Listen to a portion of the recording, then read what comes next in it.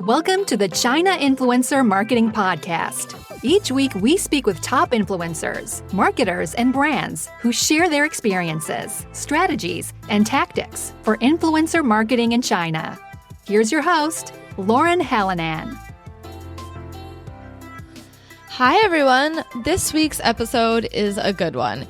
If you follow e-commerce in China, then you've probably heard the word Daigou. A Daigou is a gray market agent who helps people purchase products from other countries and ships them back to China. Today, we're going to talk to a Daigou, Tom Shanahan. He's known to his fans as Aussie Dad Tom. Tom has created a booming Daigou business by turning his social media followers into loyal customers. Over the last 4 months since he started the business, he has generated pretty significant revenue. And Tom is super honest and open during our conversation, and he shares specific numbers. So you're definitely going to want to listen to that. What's most impressive is that Tom has built this business with a relatively small following of about 40,000 fans. On top of that, recently, Tom was invited to attend the 2017 Alibaba e-commerce summit in Australia as an influencer and Daigou expert. During the event, he had the opportunity to participate in a live stream with the Victorian Minister of Innovation and Small Business, as well as the head of Alibaba Australia. For anyone interested in how the Daigou industry works, you've got to listen to this episode. I have my concerns about the sustainability of the Daigou industry, but it was fascinating to hear from Tom and hear him explain how many businesses in Australia are actually choosing to work with the Daigou instead of trying to go around them and sell directly to consumers. In addition to running his Daigou business, Tom is also starting to work with Chinese businesses and tourism boards, creating video content which simultaneously promotes travel and local Australian products. As usual, stick around at the end of the episode to hear my key takeaways, and the show notes can be found at www.chinainfluencermarketing.com. So let's get started. Here's my interview with Tom Shanahan.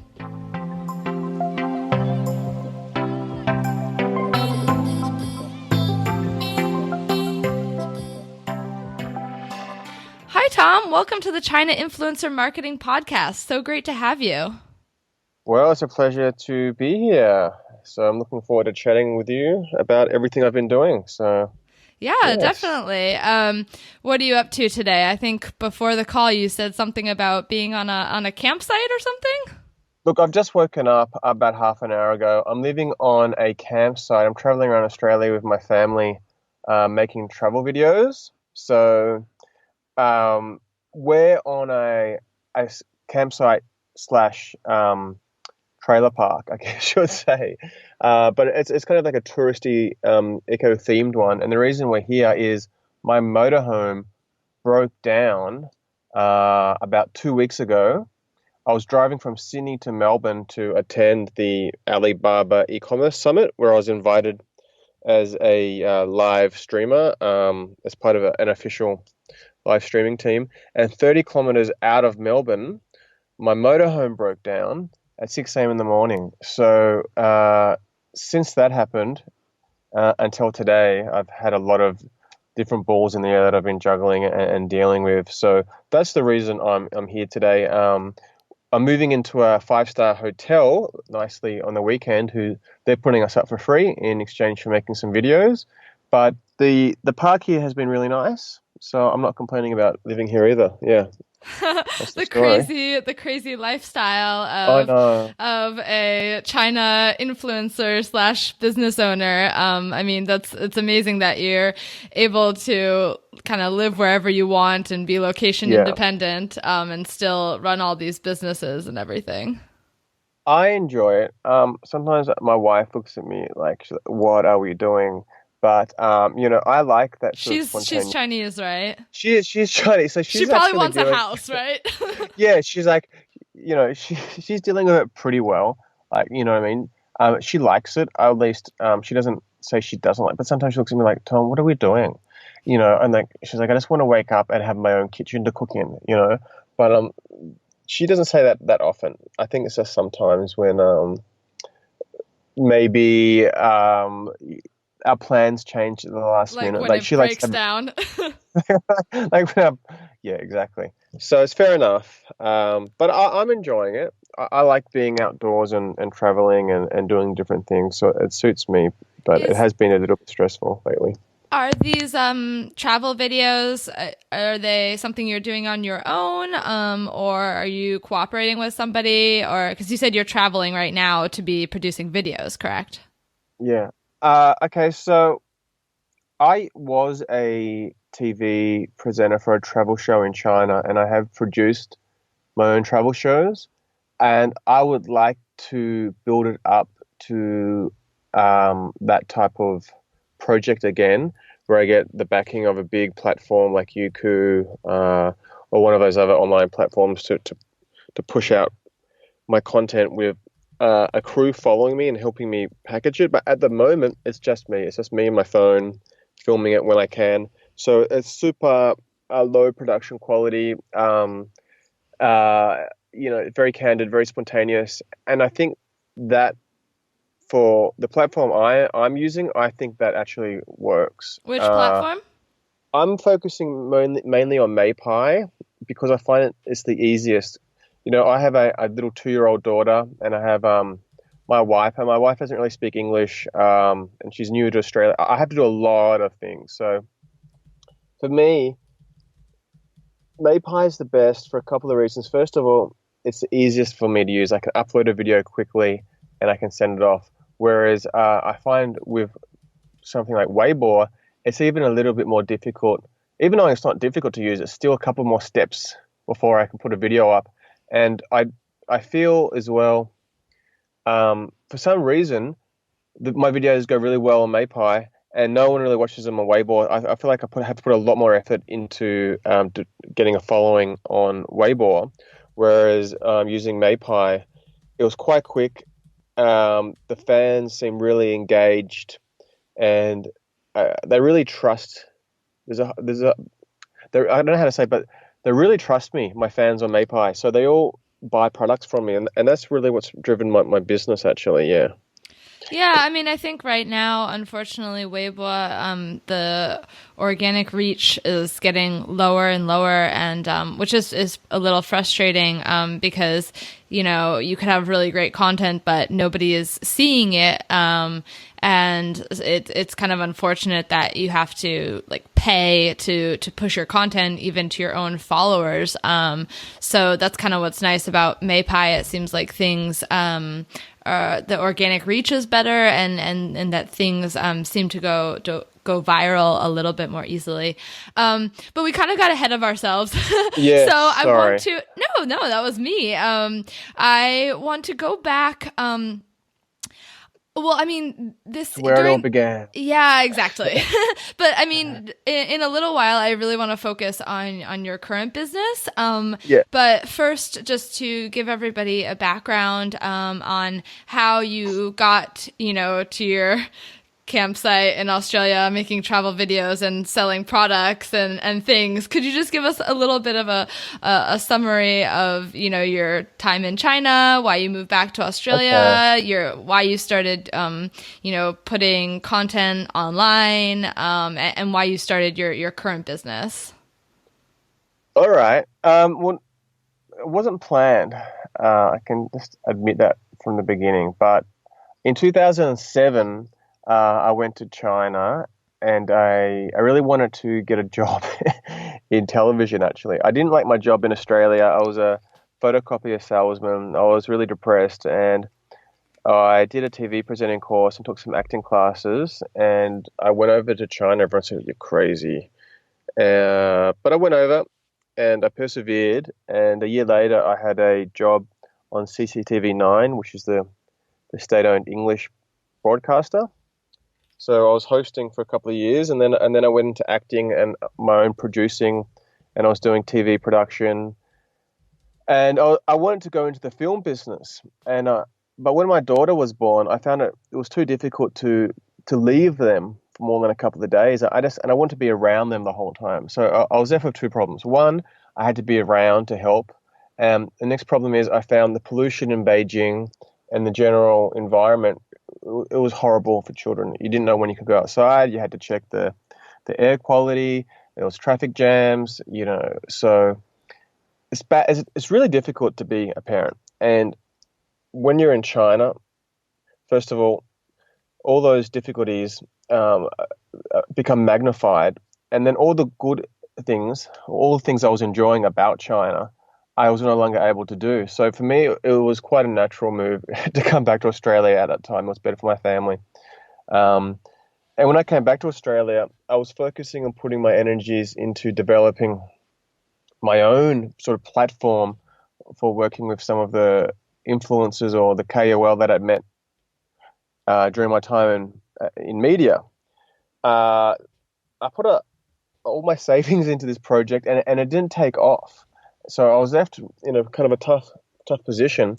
And at that time, I had about 20,000 Meipai fans. And one of my Chinese friends said, "Why don't you sell Australian products to China?" And I was like, "Well, what are you talking about?" And she's like, "Yeah, just do it. You make a lot of money." And at that point, I decided to test it. So I wrote my WeChat ID number underneath my profile on Meipai. And really quickly, I had hundreds of people adding me. And I thought they'll be wanting to chat to me like, "Hey, Tom, what you doing?" And the first thing they were asking me is about Australian products. Like, "Oh, how much, Tom, can you get me this? Can you get?" And so I realized there was this massive demand for Australian products. I was actually surprised. I don't know how I didn't see it before, but there's such a big demand for Australian products in China. And all they're looking for really is a trusted platform or trusted person to source it for them. Because the lack of trust is such a big thing in China with all the fake products, or a lot of people are overpricing products, that if they're able to find someone they trust to deliver a product that they want, then you're able to get a lot of customers quite quickly. And so that's what happened with me. So basically, I went to China, became a TV host and an actor, came back to Australia, and I started selling products to Chinese mothers who were following me, because every time I would upload a video, I would hashtag baby. So I was very targeted followers. I think I've answered your question. Yeah. I mean, I have a lot more questions now after hearing that. And also just for people listening, the industry that Tom has gotten himself into, where he's selling foreign products to China, is called Daigou. Daigou. And it's kind of this gray market where you're not like selling your own products, you're selling like another brand's products, and pretty much you're just buying these products and then shipping them. And so you're kind of like this middleman that's getting these products from Australia to China. So That's right. So my first question is, why do you think that everyone trust you so much? I mean, I think you've mentioned several times that, a lot of Daigou relies on people trusting. Why do you think that your fans and followers, trust you so much? How did you develop that relationship with them? There's a few reasons. I think one of the reasons is the fact that I don't put that much effort into my videos. I'm not saying I try to upload anything. I don't. But what I upload isn't overly processed. It's not overly manufactured. So I kind of put my raw self in front of my fans. So it could be I film me at home with my baby and the house is a mess, as opposed to a lot of people would perhaps make sure the house is perfect first before they filmed anything. So I think because I'm showing my real self, perhaps they feel closer to me. And as well, I think I'm a pretty good father. my daughter is the most important thing in my life. So I think that comes across, and I think that probably resonates with mothers and they can see that. And mothers want to buy products. When it comes to your baby, you don't want to take any risks. And there was a lot of stories in China about people buying baby formula, and a couple of children died from it.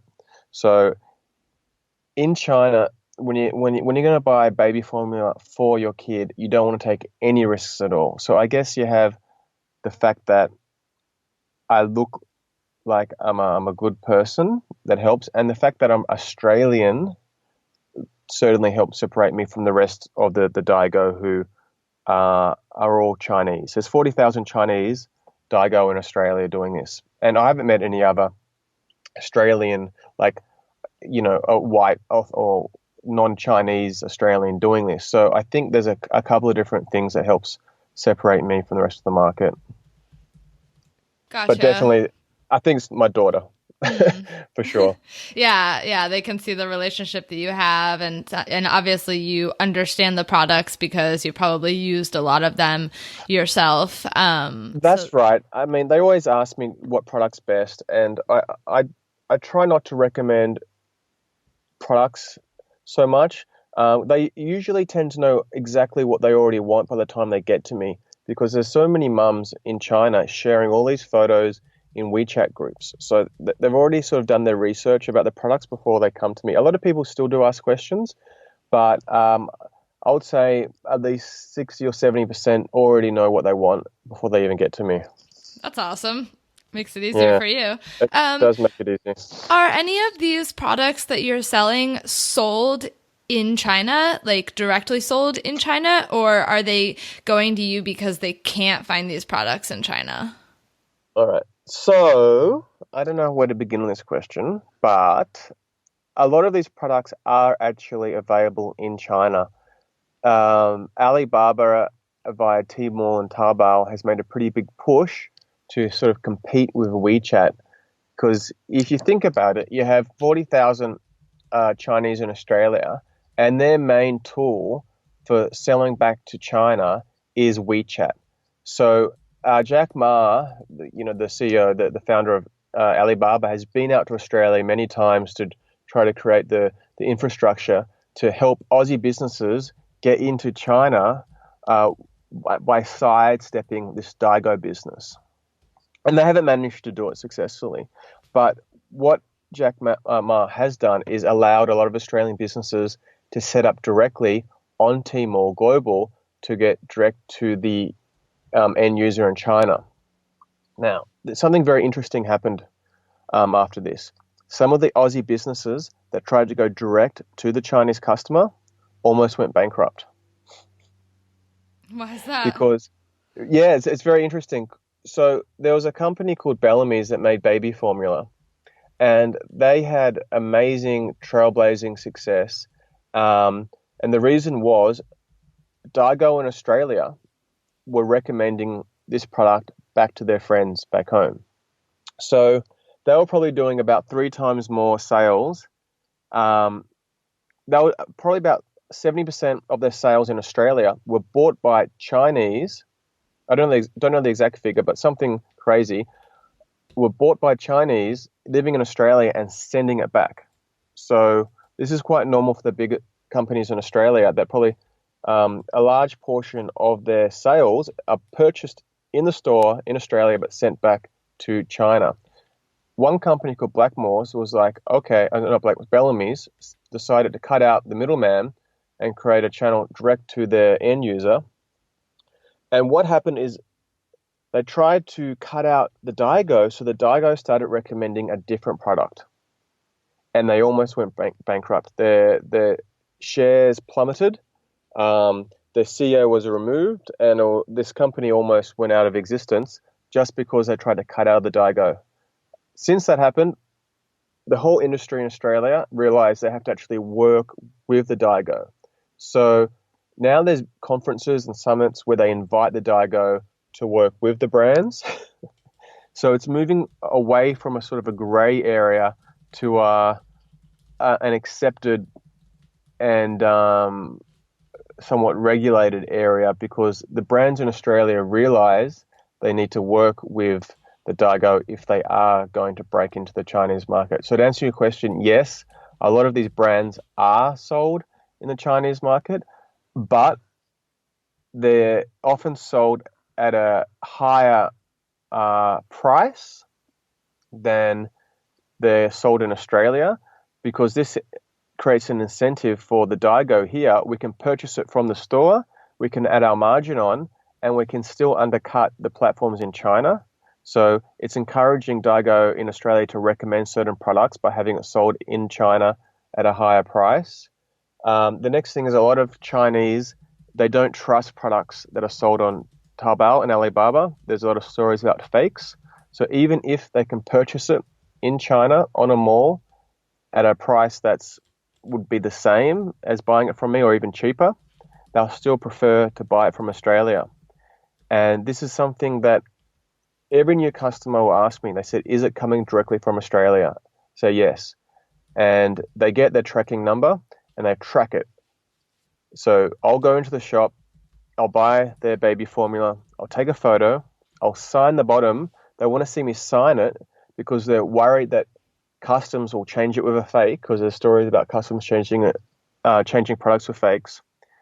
And then I'll post it, I'll send them the tracking number, and as soon as I send them the tracking number, they're on the computer watching its journey from Australia to China. So yes, a lot of these products are sold in China, but that's not the reason why they're buying it from me.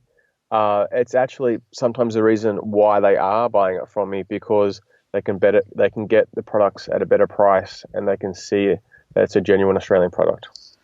Wow, that just goes to show the power of influencers, that without these Daigou, it was almost ruining a business. That's absolutely crazy. So what platform are you selling your products on, and why did you choose to use that platform?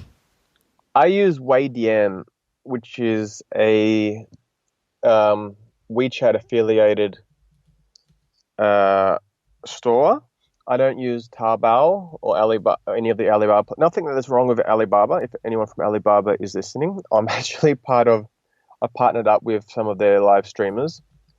It's just that I find WeChat far more effective at selling, because WeChat, let's put it this way, if you go into Tmall or Taobao and you want to buy baby formula, you type in baby formula, what happens is you'll get 100 different people selling baby formula. So you as a consumer, you're like, okay, I don't know which one to buy. I don't know which one I can trust. So you're either going to not buy anything and then call your friend to ask them where they got it, or you might just buy the cheapest one. So I don't want to compete in that kind of market at all. Instead, what happens in WeChat is it isn't a marketplace at all. You can't type in products and you don't get a whole catalog of different products. You just get products that are recommended to you in social chat groups or on your friends' social media posts. So how it works for me is I have 40,000 or 45,000 mums following me, and then the super fans, they will add my WeChat, and then they'll become one of my WeChat fans, and then they'll see my baby photos in WeChat, or put them into a WeChat group with other mothers, and then as they're talking, one of the other mothers may recommend a product from my store. And because you've already created the trust, and because you're not trying to sell them something, and because they know that where they can get the products at any time, that just creates a much more effective, I guess, ecosystem for creating customers. You don't have to spend as much energy trying to actually sell the products, and the customers trust you. So on my WeChat store, I've had some pretty crazy stats. I think it was about 15% of the people that go buy something, and I've had 34% conversion rate. So it's going pretty well for me, So I'm happy with the Weidian. I would like to go onto Taobao later, and I am planning on going onto Taobao later when I start live streaming from a Taobao platform. But when you only have, I mean, I say I have 40,000 mums following me, but not all of them are going to buy stuff from me. I only have about 200 or 300 mums buying from me. So when you have that kind of scale, WeChat is much more effective. If you're getting 50,000 people watching your live stream every day, yeah, sure. Then you're playing a numbers game, and I think Taobao is effective. But when you're not playing a numbers game and when you're really targeting mothers on the kind of scale I am, I definitely think Weidian is a much better option.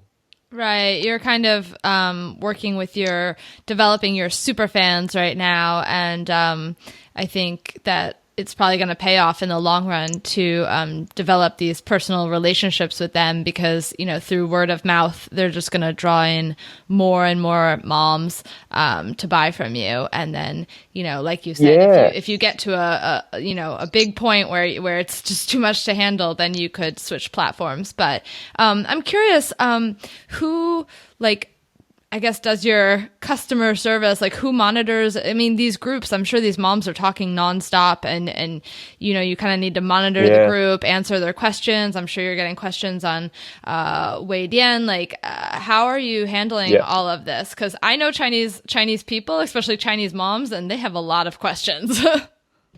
Yeah, so luckily the great thing about having a group is the group kind of takes on a personality of its own, and certain people will tend to answer. I've got about 5 or 10 mums that actually do most of the work for me.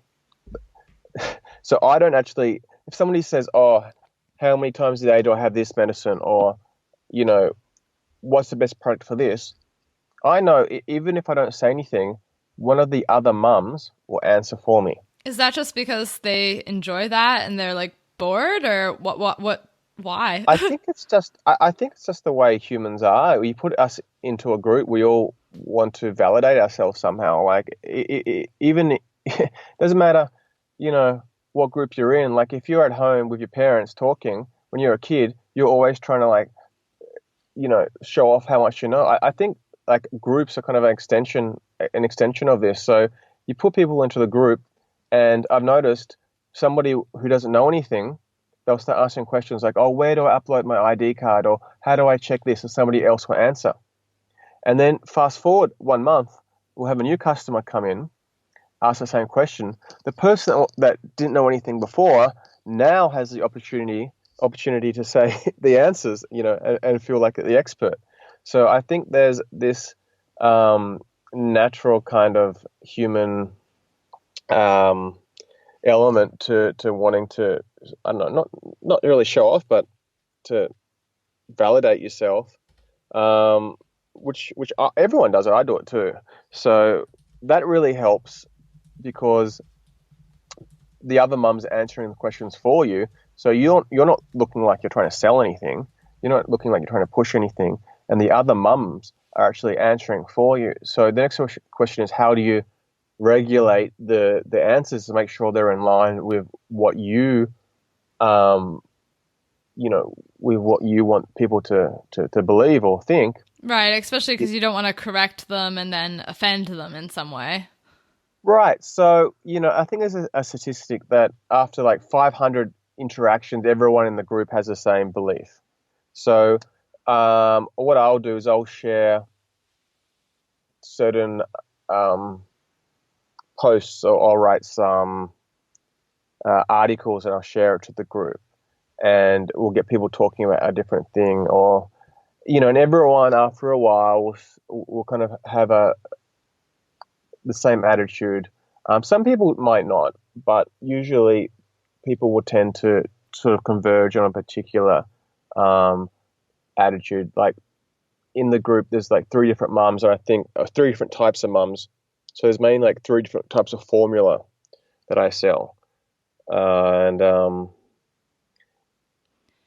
lot of the mums now are asking me if they can become affiliates as well. So they're learning how to sell the products, and they're learning how to do the customer service for me, which really helps. But Does There is. Weidian have like a function that allows you to have affiliates, or how do you handle that? Yes, it does. It's a very powerful tool, and I'm not really sure. I haven't figured it out 100% yet. But what it allows you to do is, let's just say I have all my products in Australia, and you want to sell for me, then you can import my products, not import physically, but like you can create a WADN, and my products the images of them will appear on your WeChat shop. So if you have a customer, you can share your shop to them, and they will buy a product from you, and you'll do the customer service. But when they purchase it, it will sync up with my WeChat shop, and I'll get the order.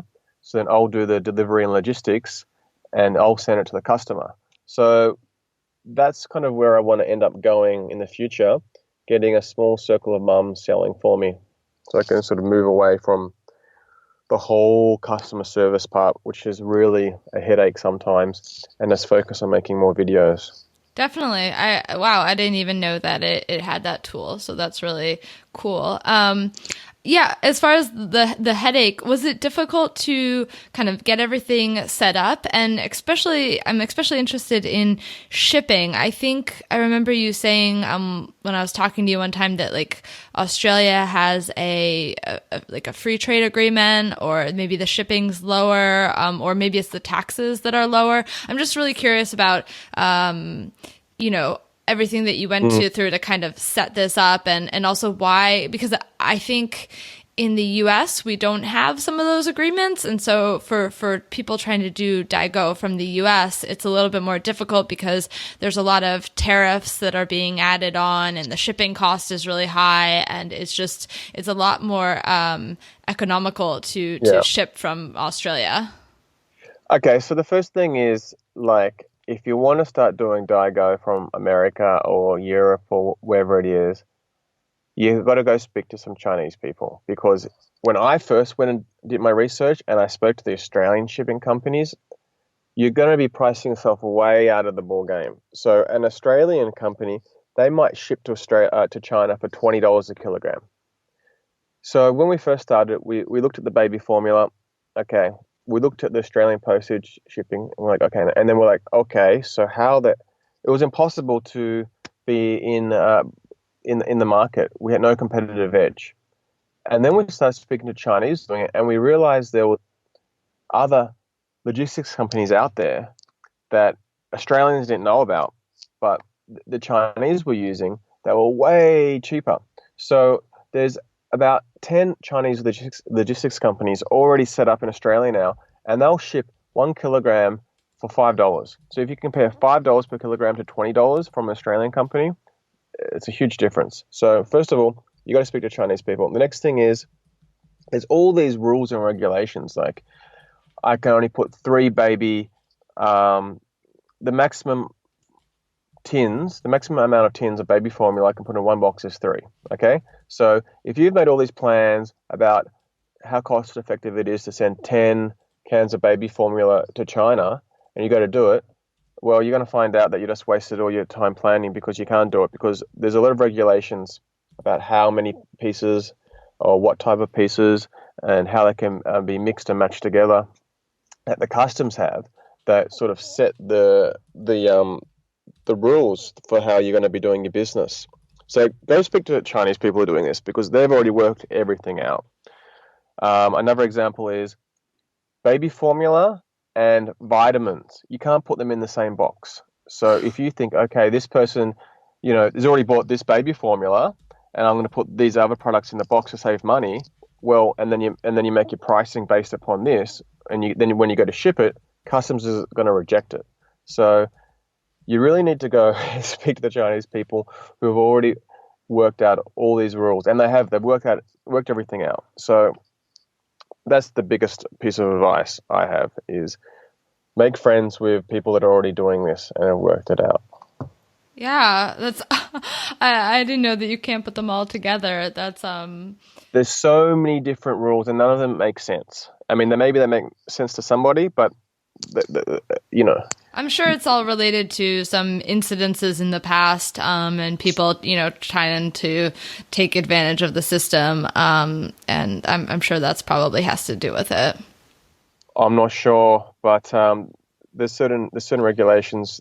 Yeah. I saw I know like when you started, you were probably just going to the store. You're probably like getting an order and then you'd go to the store and buy everything and ship it. But I think I saw recently that you posted something about now you're actually buying things in bulk and shipping and holding them in a warehouse and shipping is That's right. Yeah, That's so right. how does that work now?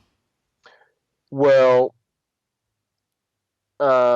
originally I would literally go down to the shop and I'd purchase it and then I'd mail it. And that was okay in the beginning, but it was really time consuming.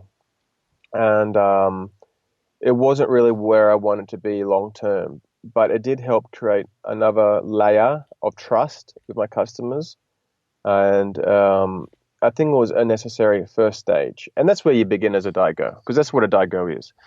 But I've now got myself to a point where I'm doing enough volume that some of the larger fulfillment centers and distributors are now, and wholesalers, they're now ready to work with me. When I was at the Alibaba e-commerce summit, I chatted to a lot of the big brands, like some of the biggest brands in Australia. And they were like, wow, that's pretty cool. Let me introduce you to this distributor. So I'll show them my phone. I'll say, hey guys, my name's Tom. I'm part of the live streaming team here.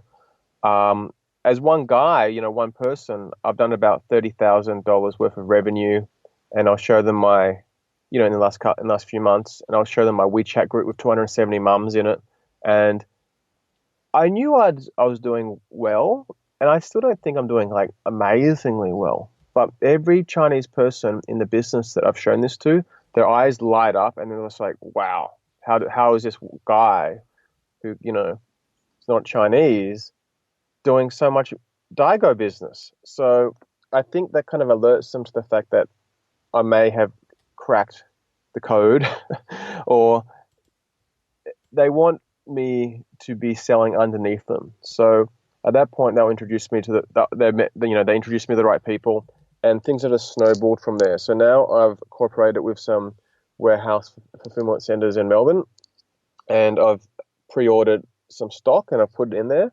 So now when I get the orders, I'll just send the order directly to my warehouse, who will send it to the customer. There's a few pros and there's a few cons with this system. Obviously, the pro is you don't need to spend as much time shopping. The con is a lot of your customers actually, they wanted you to go shopping for them. They like the fact that you would take photos in the shop and send it back to them. It creates a more of a sense of, I guess, an experience that they can connect their product with, But it's just not possible to scale that when you get to a certain level. In order to try to substitute for me not taking actual photos in the store, I'm going to be getting my own packaging and putting like my own branding on the box. So I'm hoping that after 3 or 4 months of creating a good relationship with my customers, going down to the shop, taking photos, signing the cans, and being, in a WeChat group, engaging with them on a daily basis, that there's enough trust that I can now pivot away from that model to sort of scale from a warehouse perspective. So what happens now is I get an order on my phone. I can do one of two things. I can screenshot the order and I'll send it to my customer service team who they're sitting at the warehouse, and they'll take the order and they'll deliver it for me.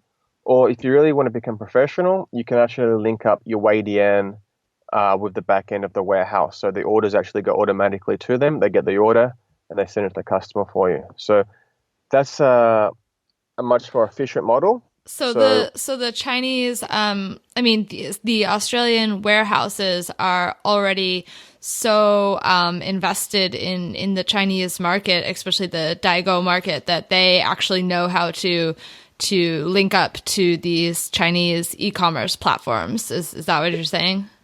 Yes. If you're an Australian business, then the Chinese market is the most important. So if you're exporting to China, you need to have a platform that is built to link up with a Chinese B2C platform. Gotcha. Sure. Okay. Yeah, it's big business. It's huge over here. So that's another thing. It's probably a bigger industry than the one in America. So it makes it easier in some respects because it's probably more developed. For Yeah, example, it seems very developed, and like you said, it seems like that it's becoming more mature and more regulated, and people are kind of talking about it more. It's not this gray hidden area that people are secretly doing it anymore. Now it's in the open, which makes it it can become a lot more efficient and more professional, which I think is really cool. So I want to kind of, you touched a little bit there on revenue, and I know that that's something that people are going to be really interested in hearing about. So you said 30,000, was that Australian dollars? Okay, so yeah, Okay. that is Australian dollars. So I just in the last, Yeah, I just let me wanted to just ask, check. like how long ago did you start this business, and like how much of that is profit, and how much how do you decide how to price your items as well? I kind of want those three questions. I'm curious Okay, about. so first of all, you're not going to get rich overnight by doing this. You got to slowly build up your customers. So if anyone's like, okay, this sounds great, I'm going to go out there and I'm going to make a lot of money. That wasn't really the approach that I had initially. Actually, I just wanted to test the market. So I've now done about $180,000 Australian dollars, which I think is probably about 160,000 US dollars since I opened, or probably a little bit more than that actually, since I opened my WeChat store, which I think was about 4 months ago. So about 20% of that was profit. Now, because I've reached a certain scale where I'm no longer buying at retail, that profit margin is dropping towards a bit more closer to 30 or 35%. So my strategy was always to, and every business does this, was not to price myself too high, to try to hit a large volume quickly so I could get to the scale where I'll be able to go wholesale. And when I reach that scale, to start making profits then. So when I first began, a lot of the other Chinese were like, oh, you're selling your product so cheap. And they'll think that I was, even my wife, she thought I was like a bit of an idiot, saying, why are you selling? She's like, because you would have heard her friends saying, oh, why is your husband selling it so cheap? He's not going to make money. What an idiot, And, but I persevered, and because I was selling it a little bit cheaper, I did make more customers. And I'm not saying you should sell things cheap to get customers, but I wanted to be able to give everyone away a platform where they could afford to buy products without being ripped off, because a lot of people were getting ripped off. I was still making 20% and being cheaper than other people. So that, some Daigou are putting 50% profit margin on. So I put about 20% on, not all my products, but on average. Some very popular products I'd even put zero profit on, because that would attract more customers who would purchase these products. And once they purchased a product from me, they're your customer for life, and they go into your WeChat group and they see what everyone else is purchasing. So even though they may have just come across and purchased a product for some face cream that I didn't make any money from, well, that means they're your customer. And when they get the product and they go into your group, well, maybe later on they have a friend that wants baby formula and they recommend your baby formula or some other product where you make margins on. So I had my core products where I would make, I guess, your bread and butter, 20% on. And then I had some other products where I would just like dramatically cut all costs, where just to make sure I wasn't losing money. And using this strategy, I did a pretty good turnover and I grew my customer base. So all in all, I think probably 20% margin on what's that? It's probably about it's close to $40,000 Australian now. So, and you got to remember, like, this is not something you do all day long. You go out, you live your life, you make videos when you can of you and your baby or whatever it is that you do. You put it online, you hashtag the market that you want to reach, and you slowly build up your customer base, and then you start shopping for them. So it's not that you have to sacrifice your life to do this. That's the great thing I like about it. I don't need to go get a job or work for somebody else. I can spend all the time with my family, doing all the things that I like, and at the same time build a audience and build a customer base that I can monetize and sort of maintain, my lifestyle. I'm not saying it's perfect, and there's a lot of headaches, and sometimes, I've got to be in the shop for like 3 hours or 4 hours, and it's not always amazing, but compared to I think you're getting people, pretty good returns for your effort, though, it sounds like. Yes, I am. I mean, I could go work in a company and make probably, twice this, but I wouldn't be able to spend all the time with my family, which is the most important thing for me. Yeah, definitely. So it sounds like a lot of your customers are returning customers as well, like repeat customers. Yeah, the stats are about 35% return, so doing pretty well. I think that's normally the way when you buy something from someone, you go back and this is a bad product. So that helps. Yeah, definitely. Especially since you're the products that you're selling, vitamins, baby formula, things like that. Like people are gonna need to keep buying them over and over again. It's not like a dress or something. Yeah. So the baby market's a gold mine. In terms of us making money, it's a bit of a gold mine because mothers, they tend to spend all their money on their children. And with baby formula, it goes in stages, and the Chinese really love baby formula. So you have stage 1, stage 2, stage 3, and people don't want to switch brands. So the kind of stats I'm talking about, if you're trying to do another Daigou industry like makeup, or you might not get the same result. Maybe you will, I don't know, but definitely the baby market is a lucrative market. If Definitely. so, So do you think? So have a baby. I mean, you've talked a bit about where you kind of see your business heading. I would love to hear more about the recent Alibaba summit that you went to. You said you were chatting with some brands, and you also mentioned live streaming and working with some other influencers. Could you tell us a bit more about that and kind of what you see coming in the future?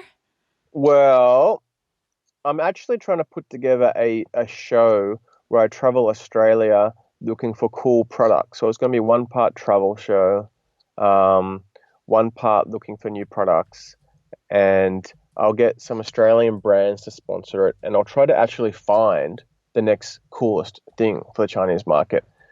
But that's sort of a couple of steps down the road. Right now, I'm collaborating with a live broadcasting team that are affiliated with Alibaba. So Alibaba, they basically have chosen a few different organizations, I guess agencies, who now work with their own Wang Hong. And by Wang Hong, you mean internet celebrities, for people who may not know. Yes. Yeah, Wang Hong, internet celebrity. So the internet celebrities will broadcast every day and introduce Aussie products to their customers. So Alibaba is trying to set up a regulated pathway for Australian businesses to enter the Chinese market using these Wang Hong, who will do these live streaming marathons at certain summits. So the Alibaba e-commerce event was huge. They had a professional talk show production team doing the filming, which will then link up to the live streaming technology. So the audience in China could watch it. And they had about 8 different internet celebrities there. So I was actually part of the all-day live streaming marathon, which went for 5 hours, which got pretty exhausting. Are And these during, are these internet celebrities also Daigou, like you, selling products, oh, or God, are they selling products on like a like Taobao store? Because I know that like the Taobao live stream, you can kind of be an affiliate for other Taobao stores. So are they the same as you, or are they more like that? yeah, I don't know all the different details, to be perfectly honest with you, but from what I saw, none of them were on Meipai, first of all. They were all broadcasting on Taobao. So Mm. they all have their own Taobao store. Oh, okay. And some of them had quite a lot of fans, like pretty big audiences. Some of them getting like 20,000 people watching, and they're basically, hey, buy this product. It's really good. It's really good for your skin. So they're hitting this demographic of Chinese that really want to watch. I guess it's kind of like the shopping channel in a way. Whereas for me, that doesn't really appeal to me that much because I don't want to spend so much time. I don't have that much time every day to be doing live broadcasting. So short videos work better for me. And I don't really feel personally, I don't feel that trying to sell something to people directly is the most effective way. And if you're trying to educate them, that's different. Like if you want to say, hey, I've got this really cool product, this is why it's good. Okay, that's education. But when you're going, okay, this is a really cool product, buy 3 or chuck in 1, that's, you will get customers that way, but it's not really the direction I want to take. Right. You'd So, rather it's maybe more natural, like showing them how to use the product or demonstrating why the product is good, just to not just sell, sell, sell. right, I don't want to go down the infomercial, or even not talk show, shopping channel avenue that much. I prefer to create something interesting. So this industry is very much in its infancy.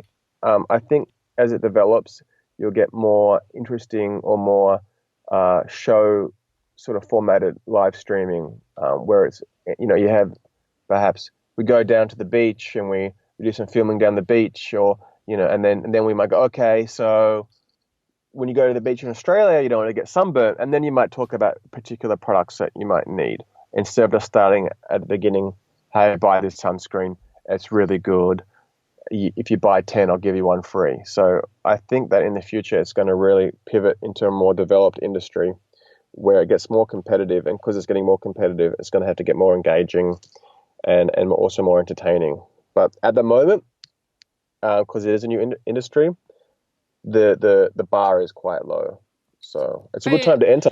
are you doing like these kinds of live streams on a regular basis, or was it just because you attended the summit, so you had the opportunity to do it there? I will be doing more of these on a regular basis, but I'm not going to do this myself on a daily basis. For me, I do this as a way to build my online business.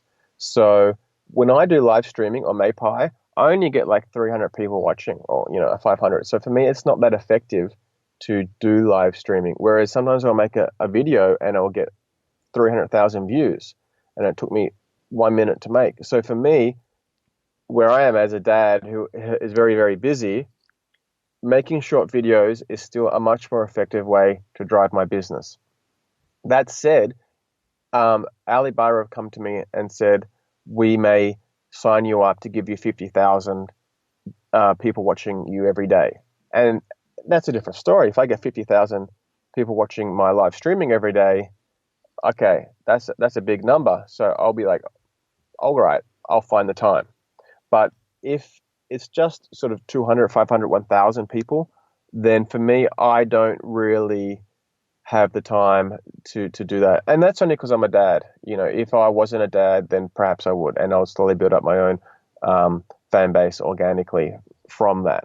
So to answer your question, I am in discussions with different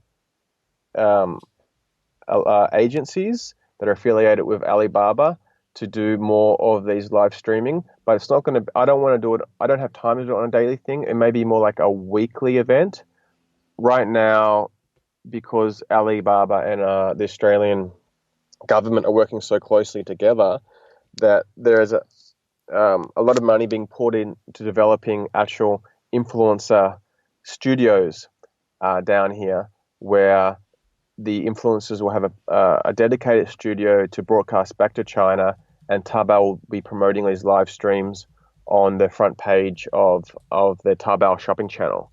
So I'm talking to different people about seeing how I can get involved in that, but like I said, I'll have to balance in with my own family, my own lifestyle. Right, you have your priorities, so it's going to take a pretty good deal to get you involved. Yeah. But I think that's good though, because that means that you're showing them that you're worth a lot, and they need to value you. So I think that's really cool that they're developing these influencer studios. I think that's awesome because I know, as I used to live in Beijing, and it has been kind of strange since moving back to the US. I feel a little bit distant from everything, because it seems like all the brands, all the influencers, everything is over there. And even though it's kind of ironic because all of this is through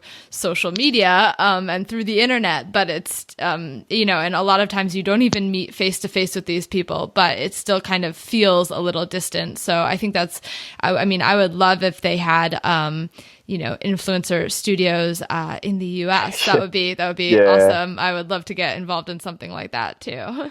Yeah, maybe you should come to Australia.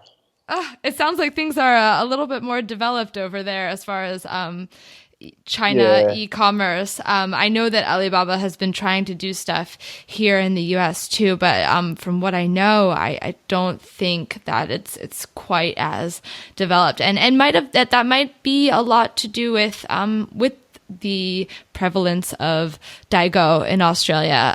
That might have kind of sped up the need to develop these more official channels and relationships. Totally. That's Yeah. really interesting. And the time zone. We're on the same time zone, so that helps the industry. You don't want to wake up at 3 a.m. to live stream. Yeah, definitely. At least East Coast here in the US is like 12-hour time difference, so that's kind of I can still do some live streaming here like in the morning and the evening and overlap, but that definitely does help. I'm curious. I talked a lot. I think I answered a lot of questions. Yeah. I just have a couple more questions for you. Kind of not as much about Daigou, but just generally. Have you been trying any new types of social platforms lately, or are you really focusing mainly on Meipai and just developing there? No, I'm not just focused on Meipai. Like, I noticed that you had 40,000 fans on Weibo. I wish I had 40,000 fans on Weibo. It's just that I haven't really.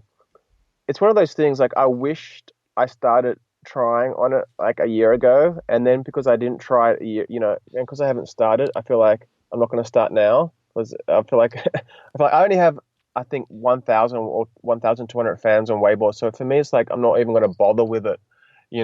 But then a year later, I'm like, well, I should have started a year ago. Maybe I'd have to, you know what I mean? You know what I mean? So I wish I did have more fans on different platforms, and not because I think it's going to help sell products that much, because I think Meipai is a great platform for connecting with mothers because it isn't advertising, it is all organic. But now I'm speaking to different brands, and I'm trying to position myself also as an influencer for working with different brands. And they're like, oh, how many Weibo fans do you have? I'm like, not many, but have you heard of Meipai? And a lot of them never heard of Meipai. So working with brands, I want to start working with brands. And one of the reasons is I want to keep traveling. I want to keep traveling around Australia, making more videos, staying at hotels for free, and getting sponsors to help produce better quality content, and hopefully from there, get my own TV show, because that's what I used to do. And 40,000 Meipai, how many do I have? 45,000 Meipai fans isn't enough. It's great. It helps sell products to mums, but from an advertising perspective, I think you really want to be on Weibo, and you want to be on some of the other platforms. Some of the other live streaming platforms, they make it really difficult to get on. Like, they ask you for your Chinese ID card, and and then it makes it so difficult to sign up that I just kind of couldn't be bothered a lot. And I noticed that they were usually catering to a more youthful market anyway. So the latest, hippest, coolest platform usually isn't going to be the one where mums are spending their time anyway. So I've kind of found a good platform with Meipai. I think it is useful for mums. Maybe I'm wrong. Maybe you can educate me on a better one. So I would like to get out there and be on different platforms, and that is something I want to start doing.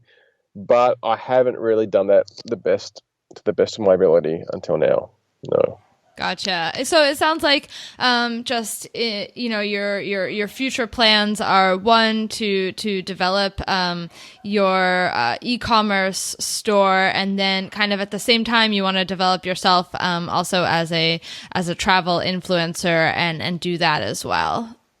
Yeah, they're the two things I'm working on. I'm also working on making my own KOL agency, because I know you, for example, and I know a lot of different other Wang Hong internet celebrities in China, and I think there's the big business model for connecting Aussie brands with different KOL. So I'm going to be working on developing that, maybe in the next 6 months. So build my own online platform, build my own fan base to start working with brands, and try to connect other brands with other KOL, because obviously I'm just one guy and I might not have the right audience for their product, and maybe they want someone with more fans than me. So I want to help sort of bridge Chinese market with Australian brands by using a KOL agency, if I can. But that's something I've been trying to work on for a while and never materialized at XSC. Yeah, I mean, wow, that's awesome. You've got quite a lot going on. It's really exciting, and I feel like even though I already knew quite a bit about Daigou, I've really learned a lot from talking to you. I mean, there's so many things that I didn't know, so it's been really interesting. I don't want to take up any more of your time, because I know that you're a busy businessman and a busy dad.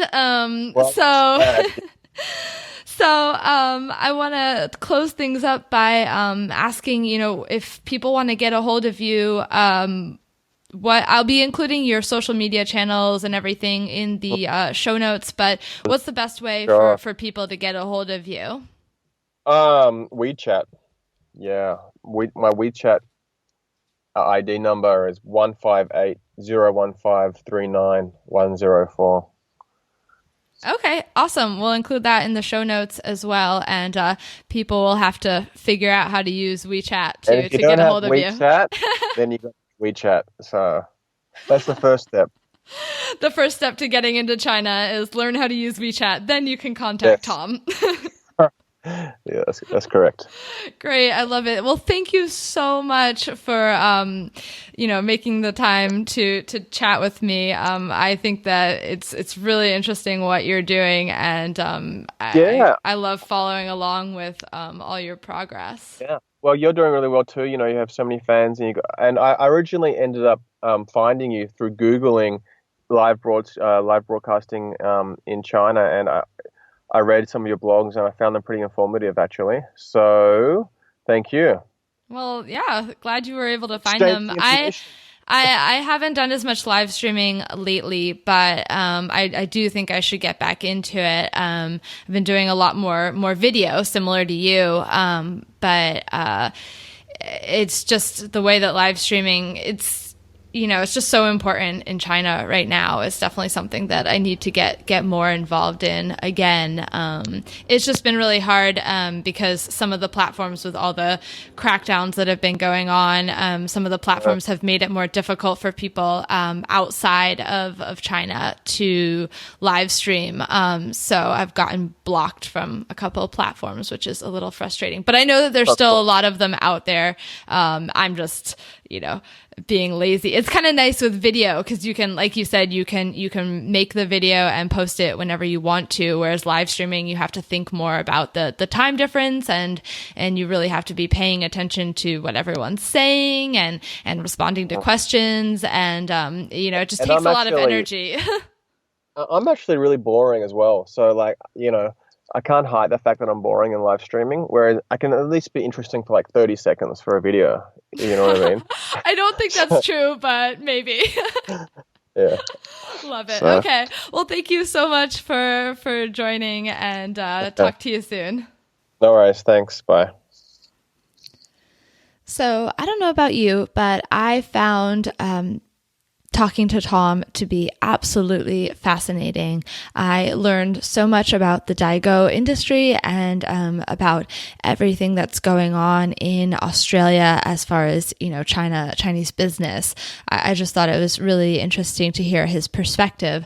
Of course, I have a couple of takeaways, and the first one is about trust. That trust is so important with Chinese consumers. Tom was talking about the examples of the brands who tried to go direct to consumer with their own official stores on, Taobao or some of these other platforms. But even though the store said it was their official store, people didn't trust that it was the real product. They trusted the word of the Daigou, the products from the Daigou, even more than the company's official store.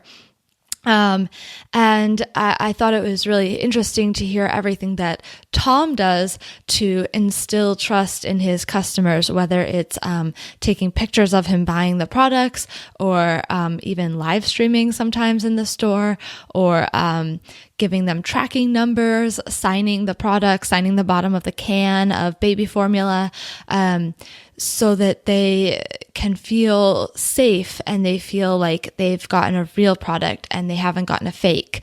So I think that's a really important lesson for brands that are trying to get international brands that are trying to get into China, is that you should take extra measures to make sure that Chinese customers can trust you and they can believe that the products that they're going to get are the same as the products that they would get if they bought something from your company, say in the US or Australia. They want the same level of quality.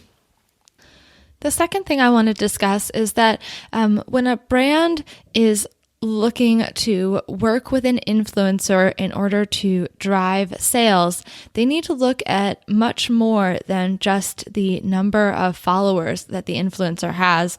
A lot of brands assume that the bigger the influencer is, the better the sales results will be, and that really isn't the case. Someone like Tom that has a much smaller but more targeted audience can oftentimes produce better results. It's really not about the number of followers, but the relationship that the influencer has with their followers. Tom has a relatively small following, but he's able to turn them into very loyal customers and brand advocates because he spends time talking to them and answering their questions, and he shares bits and pieces of his life with them, and they trust him and they feel like he's a friend, so they're willing to listen to his recommendations and buy from him. And a large influencer who covers a wider variety of topics and isn't as personal, or they cover a lot of different topics, they don't have just one area of expertise, well, maybe their followers will be not as likely to purchase something from them. So brands just need to really evaluate an influencer and make sure that they're the right fit and not just assume that more followers equals better sales results. So those are my takeaways from this episode. And if you're looking for Tom's contact information, his social media handles, or links to other things that we mentioned in the episode, you can look at the show description or the show notes on ChinaInfluencerMarketing.com. And if you enjoyed this episode and you know somebody else who might enjoy it too, please share it with them. We really appreciate that. Thank you so much for listening, and talk to you next week.